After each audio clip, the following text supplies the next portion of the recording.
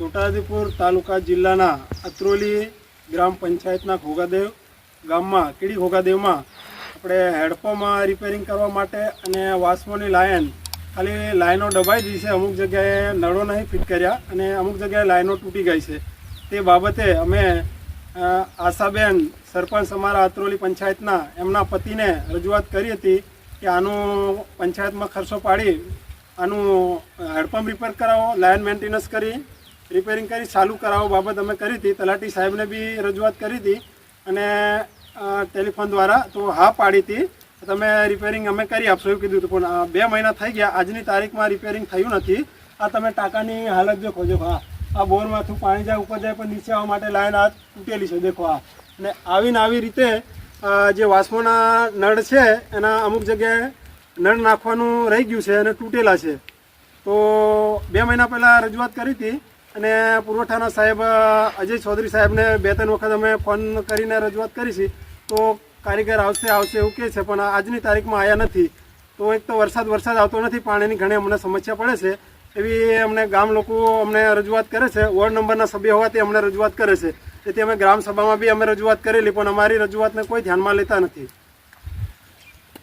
चौथा महीना में एकदम बिल्कुल पानी नहीं होते टाइम में वासमा वाला जे पानी नहीं टाकी आ टाकी नानी से आ टाकी में जे मोटी टाकी पेली साइड से ये टाकी है जे सकला बहाड़ेला से ये सकला बिल्कुल पहले थी नाखेला नहीं, ये सकला में पानी कई जगह पर निकले ने कई जगह पर पाइप तूटेली से एना माटे चौथा महीना में रजूआत करेली फोन थी. एना पछी 5मानी 26 तारीखे जियो टैगिंग वालो फोटो हो पाड़ेलो ने जियो टैगिंग वालो वीडियो हो उतारेलो, એટલે પૂરેપૂરી સાબુતી હાલ में से कहेवाय. અને જે સાહેબને મેં કોન્ટેક્ટ કરતો એ સાહેબનો નંબર મેં બોલું 75 74 89 95 એ નંબરને મેં એ સાહેબને મેં કોન્ટેક્ટ કરતો વાસમા વાળો. એ સાહેબ એમ કે 2 દિવસ પછી આજ દિન સુધી એ રિપેરિંગ કરવા એના માણસને નહીં મોકલ્યા કે એ નહીં વિઝિટ મેં આવ્યો. એ વાસમા વાળાનો તપાસ કરે, વહેલી તકે આનું નિરાકરણ આવે એવી ગામ લોકોની માંગ છે, અમારી બધાની માંગ છે. કીડી ફળિયાની અંદર આ ટાંકી જે છે એ વાસ્મો લાઈનની છે, હમણાં તદ્દન ખાલી છે. 2 મહિનાથી રજૂઆત કરી પણ એનો કોઈ નિરાકરણ નહીં આવ્યું. અમે સાક્ષાત બધા ગામ લોકો બધા આવીને જોયું, ખાલી ટાંકી છે અને એની બાજુમાં પુરવઠાવાળાનો ટાંકો છે, ભરેલો છે. પણ એક ટાંકામાંથી પાણી આ ટાંકીમાં ઉપર ભરતા નથી. એટલે આ બેદરકારી અને વાસ્માવાળાની છે. પેલો ટાંકો ભરેલો છે, ભરતા નથી, એટલે ગામમાં પાણી જતું નથી. અમુક જગ્યાએ લાઈનો તૂટેલી છે, એ રિપેરિંગ કરી ચાલુ કરીને પાણી ગામ લોકોને આપે તો સૌથી વધારે સારું છે.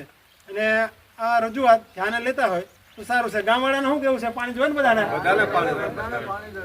તાત્કાલિક રિપેરિંગ કરી આનું નિરાકરણ આવે એવી માંગ છે આ બધાની. પેલો ટાંકો ભરેલો છે એ બી બતાવી દે. નહીં તો પછી જીસીબી થી ટાંકા તોડ નાખીએ, બીજું શું કરીએ? નવા જગ્યા અમારી અહીં ખાલી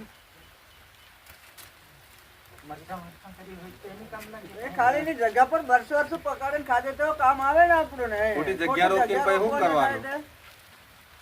આટલી બધી રજૂઆત કરવાથી કોઈ નિરાકરણ ના આવે પછી શું કરવાનું?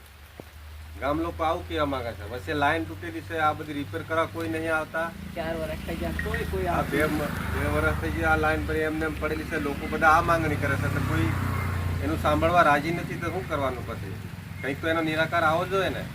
કેટલીક બધી અરજીઓ ખરખર કરવાની આને પછી એવું કેવું છે આ ગામ લોકો અમારે બધાને શું કેવું આ બધા? પાણી મેન વસ્તુ પાણીનું છે ને, બધું લઈ લે.